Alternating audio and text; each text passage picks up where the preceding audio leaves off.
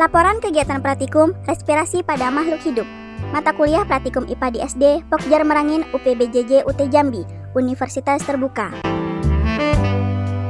Assalamualaikum warahmatullahi wabarakatuh. Kami dari kelompok 1 yang terdiri dari Dian Marsiana, Hamdani, Nizar Latika, Nancy Yuliani, Noni Nurhayati, Novi Fitriani, Rika Purnayanti. Dibimbing oleh tutor mata kuliah praktikum IPA di SD, Bapak Joko Priyono. Landasan teori praktikum ini adalah di antara ciri yang membedakan makhluk hidup dari makhluk tidak hidup adalah respirasi. Hewan dan tumbuhan memiliki kemampuan mengambil oksigen dari lingkungan ke dalam tubuhnya dan mengeluarkan karbon dioksida dari dalam tubuhnya ke lingkungan melalui proses respirasi. Tujuan penelitian ini adalah membuktikan bahwa respirasi memerlukan oksigen dan membuktikan bahwa respirasi menghasilkan karbon dioksida. Alat dan bahan untuk membuktikan bahwa respirasi memerlukan oksigen, siapkan respirometer sederhana sebanyak 3 buah, vaselin secukupnya, kristal KOH secukupnya, kapas secukupnya, air berwarna secukupnya, kertas label secukupnya, pipet tetes 1 buah, stopwatch atau arloji 1 buah, kecambah secukupnya, jangkrik secukupnya, batu kerikil secukupnya. Untuk membuktikan bahwa respirasi menghasilkan karbon dioksida, alat dan bahan yang dibutuhkan adalah air kapur jenuh secukupnya, gelas Erlenmeyer 250 ml 3 buah, karet penyumbat gelas Erlenmeyer 3 buah, sedotan minuman 3 buah, vaselin secukupnya. Cara kerja dalam praktikum ini adalah untuk membuktikan bahwa respirasi memerlukan oksigen, siapkan alat dan bahan yang diperlukan. Beri label pada masing-masing tabung respirometer dengan A, B, C. Masukkan sedikit kristal KOH ke dalam masing-masing dasar botol respirometer. Selanjutnya masukkan kapas secukupnya. Dalam waktu bersamaan, pada botol A, masukkan kecambah ke dalam botol lalu ditutup dengan pipa berskala dan agar kedap udara maka lumuri sambungan mulut botol dengan vaselin. Lakukan hal yang serupa pada botol B dengan diisi jangkrik, lakukan pada botol C dengan diisi batu kerikil. Dalam waktu bersamaan, tetesilah ujung-ujung pipa berskala pada botol respirometer A, B, dan C dengan air berwarna. Amatilah pergerakan air berwarna pada pipa dengan selang waktu 5 menit selama 5 kali pengamatan. Cara kerja praktikum untuk membuktikan bahwa respirasi menghasilkan karbon dioksida. Siapkan alat dan bahan yang diperlukan. Masukkan air kapur jenuh ke dalam botol Erlenmeyer hingga volume setinggi 100 ml. Lalu tutuplah botol dengan karet penyumbat yang telah dipasang sedotan minum. Agar kedap udara maka lumuri sambungan antara mulut botol dengan karet penyumbat dan sedotan minum dengan vaselin. Lakukan hal yang sama pada botol B dan C. Hisaplah udara dalam botol A melalui sedotan minuman. Gunakan untuk bernafas. Selanjutnya hembuskan nafas Anda pada botol B melalui sedotan minum. Lakukan langkah C berkali-kali hingga air kapur di dalam botol B menjadi keruh. Praktikum respirasi memerlukan oksigen. Pertama, siapkan kecambah, batu kerikil, jangkrik, kapas, pipet tetes, 3 buah respirometer. Siapkan KOH dan vaselin. Ini adalah vaselinnya dan ini adalah KOH-nya. Lalu siapkan air, beri pewarna. Di respirometer yang pertama, kita masukkan KOH ke dalam tabung, lalu disumbat menggunakan kapas, lalu masukkan kecambah.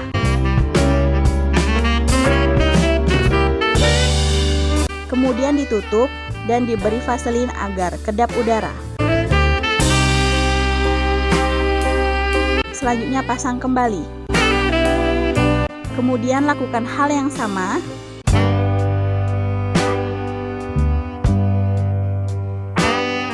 Lalu masukkan beberapa jangkrik. Di sini kita gunakan 5 jangkrik.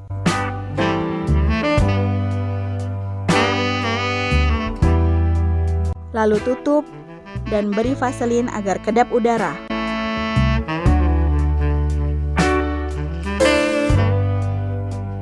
Lalu pasang kembali tabung di alat respirometer. Kemudian lakukan hal yang sama.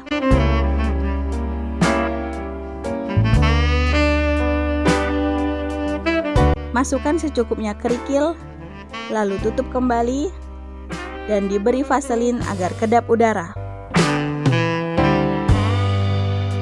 Kemudian pasang ke alat respirometer. Kemudian susun respirometer dari urutan kecambah, jangkrik, dan batu. Kemudian siapkan pipa tetes, lalu kemudian ambil sedikit air berwarna, lalu secara bersamaan masukkan ke dalam respirometer.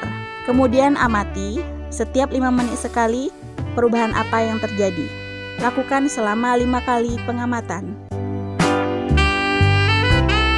Praktikum respirasi menghasilkan karbon dioksida. Pertama, siapkan tabung Erlenmeyer sebanyak 3 buah. Kemudian 1 buah corong. Lalu siapkan vaselin. Kemudian siapkan air kapur. Air kapur ini air yang dicampur sama kapur, lalu diendapkan semalaman, lalu diambil air yang di atasnya. Selanjutnya tabung Erlenmeyer ditutup dan diberi pipet dengan susunan seperti gambar. Lalu diberi tanda tabung A, B, dan C. Kemudian masukkan kurang lebih 100 ml air kapur. Lakukan hal yang sama di botol B dan C. Kemudian berikan vaselin, ditutupnya agar kedap udara.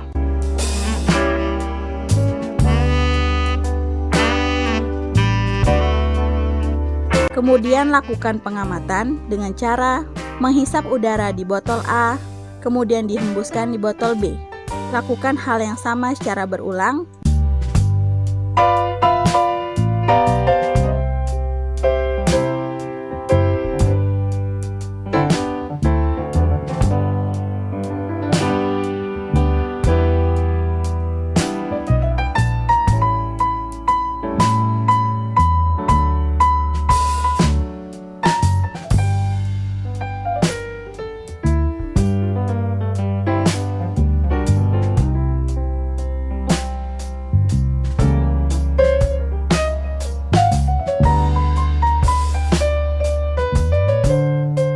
Dan yang dihasilkan adalah pada tabung B menjadi keruh. Selanjutnya kami diskusi di kelas untuk mengambil kesimpulan dan pembahasan dalam praktikum. Hasil yang diperoleh dari praktikum respirasi memerlukan oksigen. Berdasarkan hasil pengamatan, kami menemukan bahwa tetesan air berwarna pada respirometer A yang diisi kecambah berjalan dari 0 cm menjadi 0,1 cm untuk 5 menit pertama, berjalan kembali menjadi 0,2 cm untuk 5 menit kedua, berjalan lagi menjadi 0,3 cm setelah 5 menit ketiga, sedangkan untuk 5 menit keempat dan kelima respirometer menunjukkan angka yang sama yaitu 0,4 cm. Berdasarkan hasil pengamatan, kami menemukan bahwa tetesan air berwarna pada respirometer B yang diisi jangkrik berjalan dari 0 cm menjadi 0,3 cm untuk 5 menit pertama, berjalan kembali menjadi 0,6 cm untuk 5 menit kedua, berjalan lagi menjadi 0,8 cm setelah 5 menit ketiga, berjalan lagi menjadi 0,9 cm setelah 5 menit keempat, dan berjalan lagi menjadi 1 cm setelah 5 menit kelima. Berdasarkan hasil pengamatan, kami menemukan bahwa tetesan air berwarna pada respirometer C yang diisi batu kerikil tidak berjalan dan menunjukkan angka yang sama yaitu 0, baik pada waktu 5 menit pertama, kedua, ketiga, keempat, maupun kelima. Berdasarkan hasil pengamatan dapat kita amati bahwa cairan berwarna pada respirometer yang diisi makhluk hidup dapat berjalan atau berpindah. Hal ini menunjukkan adanya pergeseran atau pergerakan udara atau oksigen di dalam respirometer. Sedangkan cairan berwarna pada respirometer tanpa makhluk hidup tidak berjalan. Hal ini menunjukkan tidak adanya pergerakan udara atau oksigen di dalam respirometer. Hasil praktikum respirasi mengeluarkan karbon dioksida adalah, dari percobaan yang telah dilakukan kami telah membuat alat pernapasan sederhana yang bertujuan untuk membuktikan bahwa sistem pernapasan manusia menghasilkan gas karbon dioksida. Berdasarkan percobaan yang telah dilakukan, proses pernapasan manusia menghasilkan karbon dioksida.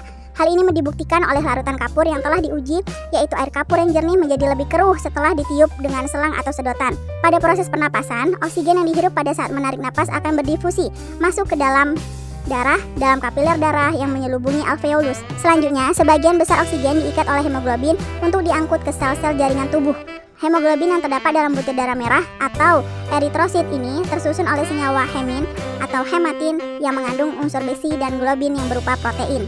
Kesimpulan yang didapat setelah melakukan praktikum ini adalah, berdasarkan pembahasan tersebut dapat disimpulkan bahwa setiap makhluk hidup pasti melakukan respirasi atau pernapasan, dan ketika melakukan respirasi makhluk hidup memerlukan udara atau oksigen. Kesimpulan dari hasil percobaan ini adalah dapat dibuktikan bahwa setelah kita menghirup oksigen akan dihembuskan karbon dioksida. Hal ini ditunjukkan pada perubahan air kapur yang awalnya jernih kemudian berubah menjadi keruh setelah berikatan dengan karbon dioksida. Warna kapur yang keruh itulah yang menjadi bukti nyata hasil dari endapan reaksi air kapur dengan karbon dioksida. Demikianlah laporan praktikum respirasi pada makhluk hidup. Wassalamualaikum warahmatullahi wabarakatuh.